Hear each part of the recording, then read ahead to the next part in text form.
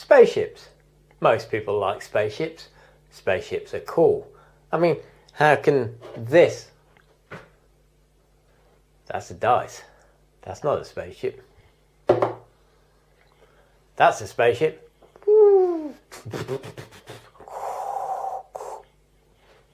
Anyway, this is a dice. But in quantum, it's also a spaceship. Many different types of spaceship. Quantum is an abstract area control game with spaceships that happen to be dice. Let's have a look at Quantum, shall we, and see how it plays, and how the dice do in fact represent lots of different types of spaceships. So this is the Quantum board. Just hang on, I've got to take the spaceship off the board. This is the Quantum board and it's modular. In the box there is a raft of different tiles with different numbers, and there's also an example of the kind of types of layouts you can get. So this is a very basic two-player setup. And in Quantum the idea is that whoever places their quantum cubes on the planets here, these are little cubes, they come in the different colours of the players. Whoever places their final quantum cube on the map wins. And how it works each turn is you have a set of actions that's listed here, so you can take any 3 actions plus the ship can use its special ability. So at the start of the game here, this is a blue world. Now it should have a blue quantum cube there, and the red one should have a quantum cube there. Because when you have a quantum cube around the planet, then it lets you bring new ships out. And so essentially what we'll do is you can reconfigure as an action, which takes a ship and re-rolls it, so that will become a 4. You can deploy, so if you had a ship in your scrapyard here, then you could put another ship out on one of these squares that surrounds where you control. You wouldn't put a red one, you'd put a blue one.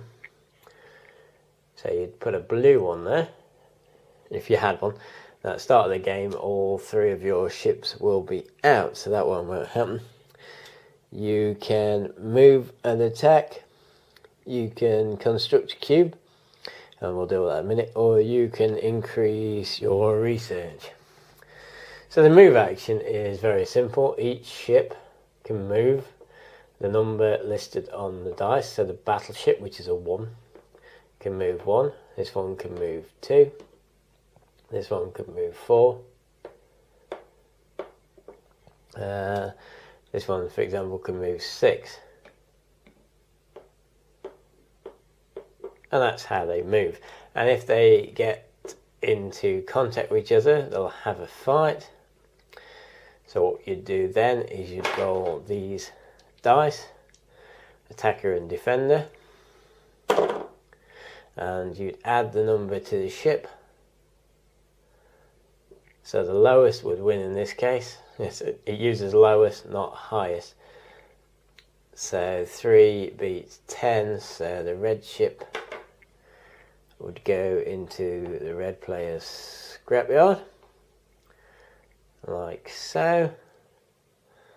And the blue player would have a choice of moving to there or stay where they are. And their dominance, it's blue in this case, their dominance would tick up. And if your dominance ticks up to 6, you get to put a quantum cube out. And if you had more than 1 and you lost a battle, your dominance would go down. The research action lets you change this research cube here to 2 and then 3 and 4 for each action. Now the ships themselves are they've all got special abilities that are listed on the board here. So 1 is the Battlestation, 2 is the sort of flagship, 3 is the destroyer, 4 is like the frigate, 5 is the interceptor, and 6 is the scout. And so the battleship can move one enemy, move 1 to attack. So it normally only moves 1. It gets an extra free move to attack. You have to have enough move to move into the space. So 1, 2, 3 couldn't attack this square here because that would need 4 movement. So the battleship can go 1, and then it's its action, move into there like so, and attack. Number 2 can pick one adjacent ship up, transport it, and then drop it off. Number 3, the warp one, that swaps with another ship, so they swap positions. Number 4, if we had a 4, here's a 4. Number 4 can change to a 3 or a 5 for free. Number 5 can move on diagonals, but not through planets, but diagonals elsewhere. And number 6 can reconfigure for 3. So if you had a 6, you can roll it, and that doesn't class as a reconfiguration. To spice the game up a little bit more, as well as the rolling and moving around the board here, when you get a quantum cube, either by dominance or research, should explain that. The number on the planet is also a way of getting a quantum cube down. So you can do the dominance or the research, or you can match the numbers, and exactly match the numbers. So this one's 8, so we'd need a 4, 5, 6, let's say that was a 2, 7, 8. So I have 8 surrounding there. That allows me to put a quantum cube down. If this geezer was there, there's more than 8. So his ship counts, so I wouldn't be able to put a quantum cube down. And as I was getting at earlier, when you put a quantum cube down, you get to take special ability. There's either one-shot use ones like these, for example, which lets you get an extra ship. You have 2 extra ships, take an extra 2 action turn, or at the side of each player board is 3 slots, and those slots, when you put a quantum cube down, you can take a power.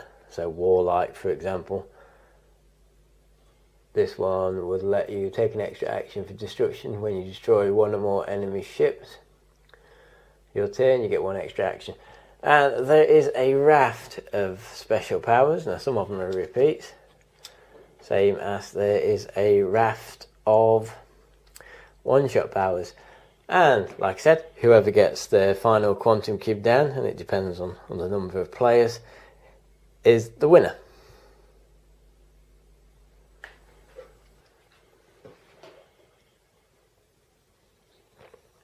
I like this game.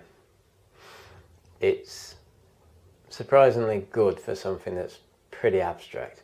I mean, dice aren't spaceship. They aren't spaceships in Alien Frontiers. They're dice. They aren't really dice in... I'm getting confused now. They aren't really spaceships in this neither. So in Alien Frontiers, they're supposed to be spaceships, but they're just dice. In Quantum, they're supposed to be spaceships. They're dice. But it does at least, excuse me, it does at least feel like a space combat game. So it gets that feel across, even if it's a little abstract. The same way as Alien Frontiers feels like a colonisation worker placement game. So, you know, the dice being spaceships isn't a killer. I mean, little spaceships would be nice, but then you have to have lots of different plastic types of spaceships because there's 6 different types of ships. And that just wouldn't work, wouldn't be practical. So that's another problem, the variable layout of the maps, and some sample maps, because you can make your own. You can lay those tiles out how you want, as long as you follow some rules that they've printed, because otherwise you'd just make a map that wouldn't work, or would be terribly boring or terribly impossible. Either way, it's not a good game. So it gives you guidelines to do that, and that's nice. Also, I've got the void tile off of the Board Game Geek store, which helps make research, which isn't a lot of use. Research action only tends to be used if you've got nothing else to do. You know, try and bump it up to 6 to get a quantum cube down.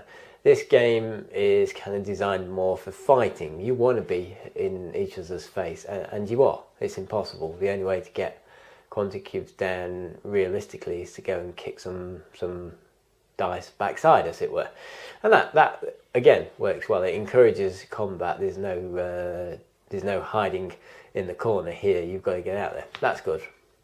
So overall, yeah, and the components, with a caveat which I'll get to shortly, is they're great. The player boards are thick cardboard, the tiles are thick cardboard, the cards themselves are nice and glossy and fairly heavy. I think this was a Kickstarter, and these increased components must have been a stretch goal.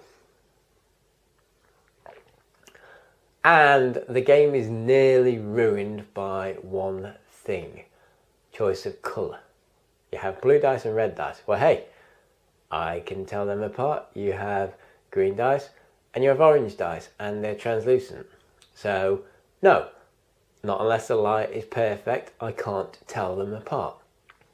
Every single one of my green dice has a black mark in one of its pips, so I know it's a green dice. Every one of the green quantum cubes, which are also translucent, has a black dot on it, so I know it's a green cube. Seriously, the most common sight disability in the world, and games designers still can't figure it out. If you go and watch my review of Viva Java Dice, which uses red, green and brown, which would be bad, except they thought about this and they put numbers on the dice. Here, there's no help. That's it. If you're colourblind and those colours happen to be in the spectrum that you can't see very well, you're stuffed. Never mind the fact that the dice come covered in some funky gunk, and some people's didn't even have pips painted in. I know that happens, and the company has been replacing the dice, from what I know. I just washed mine. All the pips were there. They just had this funky, I don't know if it's antifungal stuff or whatever, but they were a bit tacky to the touch. But you can't alter the colours. So, should any game designers happen to wander across this video, design your game around colourblind players. It's not difficult. It's a well-known eyesight problem. There's guides on what colours people can see. It's easy. Just do it. Okay? Quantum. It's not a bad game. It's not a great game. It's a good game. Just nearly killed by that colourblind issue. But I can still enjoy it for now. So if this is your kind of game, or you're interested in a sort of space combat game that isn't going to be 7 hours long, like that game that is escaping me that's 7 hours long. I can't even no. Anyway, whatever. I'm sure the game that everybody goes on about as being a really long space 4X game that I can't remember will come to my mind as soon as I press stop on that camera, which I'm going to do now. So thanks for watching. Hope you enjoyed this video, and hopefully me ranting about colour blindness is not going to put you off, because yeah, quantum, it's okay. And I'm stopping now before I repeat myself over and over again.